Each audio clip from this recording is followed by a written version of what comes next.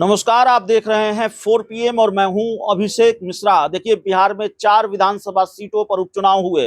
बिहार की तरारी सीट पर उपचुनाव हुआ, बेलागंज, रामगढ़ और इमामगंज की सीट पर उपचुनाव हुआ और इस उपचुनाव में आरजेडी को बड़ा झटका लगा है।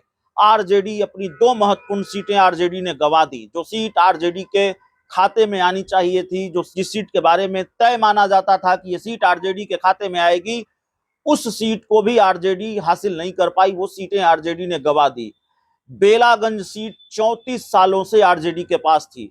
यहां से आरजेडी के विधायक सुरेंद्र यादव जीतते आ रहे थे पिछले 34 सालों से, और जब वो सांसद बन गए जहानाबाद के, तो उनके बेटे विश्वनाथ यादव को टिकट दिया गया।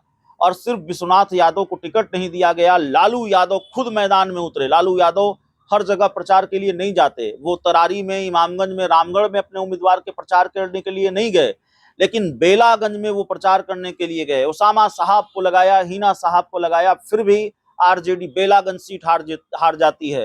रामगढ़ में आरजेडी के उम्मीदवार की और बुरी हालत हो जाती है। रामगढ़ में आरजेडी के उम्मीदवार अजीत सिंह तीसरे नंबर पर चले जाते हैं। वो तीसरे नंबर पर होते हैं, तो बहुत बुरी हार आरजेडी की होती है। और जाहिर है, जब इतने विपरीत परिणाम आएंगे तो पार्टी में बवाल तो होगा, पार्टी में गर्मा गर्मी तो बढ़ेगी। सीधे तौर पर अब इसका ठीकरा आरजेडी के प्रदेश अध्यक्ष जगदानंद सिंह पर फोड़ा जा रहा है। आरजेडी की हार का ठीकरा पार्टी के प्रदेश अध्यक्ष जगदानंद सिंह पर फोड़ा जा रहा है, और पार्टी के नेता जगदानंद सिंह का इस्तीफा मांग रहे हैं कि अविलंब पार्टी के मौजूदा प्रदेश अध्यक्ष जगदानंद सिंह को अपने पद से इस्तीफा दे देना चाहिए। उनको 1 मिनट भी पद पर रहने का अधिकार नहीं है। ये सवाल उठाया जा रहा है जगदानंद सिंह पर कि क्यों वो अपने बेटे और पार्टी के उम्मीदवार में फर्क समझते हैं, क्यों पुत्र मोह में जगदानंद सिंह पार्टी को बर्बाद कर रहे हैं। यह भी सवाल उठाया जा रहा है कि वो अपने बेटे अजीत सिंह के लिए रामगढ़ गए प्रचार करने के लिए, वहां उन्होंने 1-2 दिन वो गए, लेकिन वो बेलागंज क्यों नहीं गए, इमामगंज क्यों नहीं गए, तरारी क्यों नहीं गए, और अपने स्वजातीय लोगों का वोट भी क्यों नहीं वोट डलवा सके, ट्रांसफर करवा सके। इस तरह के सवाल उठाए गए हैं। यह भी सवाल उठाया गया है तेजस्वी यादव पर कि कार्यकर्ताओं के लिए सुलभ नहीं है, कार्यकर्ताओं के बीच बीच सामंजस्य नहीं बिठा पा रहे हैं तेजस्वी यादव। तो तेजस्वी यादव पर सवाल है, लेकिन जगदानंद सिंह से इस्तीफा मांगा जा रहा है, और इस्तीफा किसी और ने नहीं मांगा है। लालू यादव के बेहद करीबी माने जाने वाले आरजेडी के पूर्व एमएलसी आजाद गांधी ने इस्तीफा मांगा है, और आजाद गांधी ने जगदानंद सिंह के खिलाफ मोर्चा खोल दिया है। यहां तक कह दिया है कि अगर पार्टी कार्रवाई करती है तो पार्टी कार्रवाई कर दे, लेकिन सच बोलने से मैं पीछे नहीं हटूंगा। जगदानंद सिंह को लेकर आजाद गांधी ने कहा कि हम लोग जो 4 विधानसभा क्षेत्रों में चुनाव लड़े, तैयारी तो पूरी थी, लेकिन संगठन हमारा कमजोर दिखा। प्रदेश अध्यक्ष को मॉनिटरिंग करनी चाहिए थी। चारों विधानसभा क्षेत्रों में जिलावार वो नहीं हो सका। उन्होंने कमेटी भी बनाई, वो भी ठीक से नहीं हो सका। सीनियर लीडर से कार्यकर्ताओं से संवाद नहीं हो सका। तेजस्वी यादव के पार्टी के कार्यकर्ताओं से संवाद करते रहना चाहिए। सिर्फ ये कहने से कि 2025 में हम सरकार बना लेंगे, ये कहने से नहीं होगा। तेजस्वी यादव को जो मेहनत करनी चाहिए थी वो नहीं हुआ, और इसके आगे वो जगदानंद सिंह के खिलाफ मोर्चा खोल देते हैं। जगदानंद सिंह को मेहनत करना चाहिए था। उनके बेटे के रामगढ़ जाने का फुर्सत था उनको, बेटे के लिए। उनका बेटा दूसरे दल से नया जेडीयू से आरजेडी में आया और उनको चुनाव लड़ा दिया गया।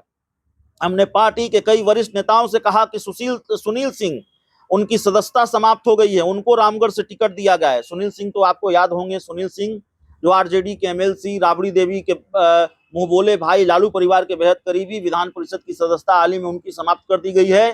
तो आजाद गांधी कह रहे हैं कि हमने पार्टी के वरिष्ठ नेताओं से अपील की थी कि सुनील सिंह की सदस्यता समाप्त हो गई है, वो पार्टी के अच्छे लीडर हैं, उनको चुनाव लड़ाया जाए, लेकिन मेरी नहीं सुनी गई। लोग परिवारवाद को स्वीकार नहीं कर रहे हैं। तेजस्वी यादव को इसलिए लोगों ने स्वीकार कर लिया क्योंकि लालू यादव की तबीयत खराब रहती है, लेकिन तेजस्वी यादव को भी कार्यकर्ताओं के साथ मेहनत करनी चाहिए। कोई हारता है तो जगदानंद सिंह को जिम्मेवारी उठानी चाहिए। जगदानंद सिंह को नैतिकता के आधार पर प्रदेश अध्यक्ष पद से इस्तीफा देना चाहिए था। लोकसभा चुनाव के लिए भी प्रचार के लिए जगदानंद सिंह कहीं नहीं गए। पुत्र मोह में जगदानंद सिंह की पराजय हुई। जगदानंद सिंह को बेलागंज, इमामगढ़ और तरारी जाना चाहिए था।